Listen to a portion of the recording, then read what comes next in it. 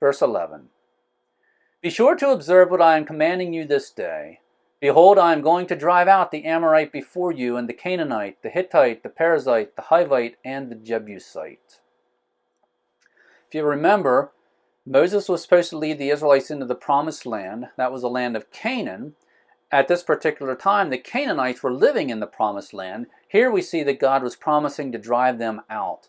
And the Amorites and the Hittites, the Perizzites, the Hivites, and the Jebusites are all subsets of the Canaanites.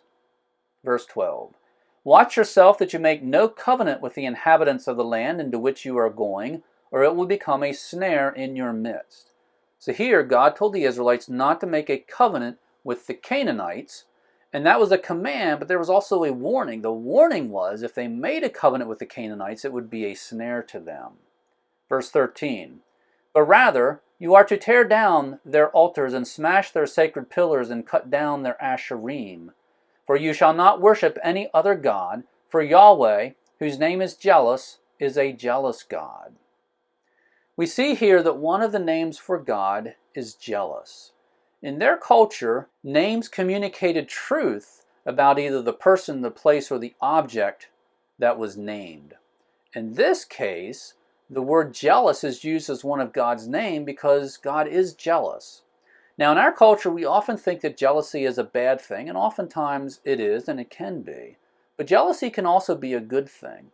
In this particular case, Yahweh is the one and only true God, and so he deserved all the worship, and he deserved all the allegiance. And if the Israelites gave their worship and allegiance to someone else, to some false god, God was very rightly jealous of that because that allegiance and that worship belonged to Yahweh. Verse 15.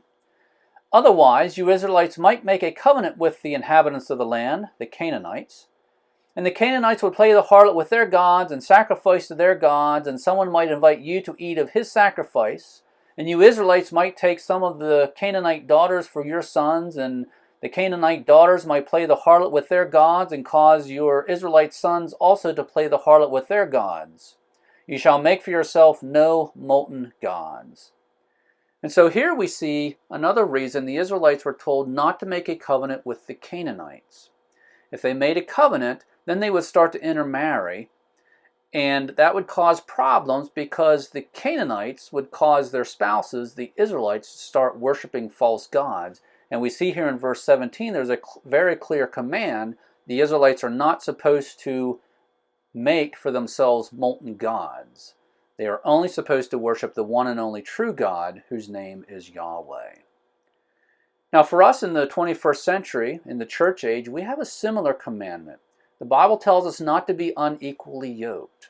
That means we are not supposed to marry non-believers. Believers, followers of Jesus Christ, are only supposed to marry other followers of Christ. And one of the reasons for that is very similar to this. If a believer marries a non-believer, the non-believer will be a negative influence on the believer and also be a negative influence on any children. And so the New Testament teaches us very clearly that believers should only marry believers.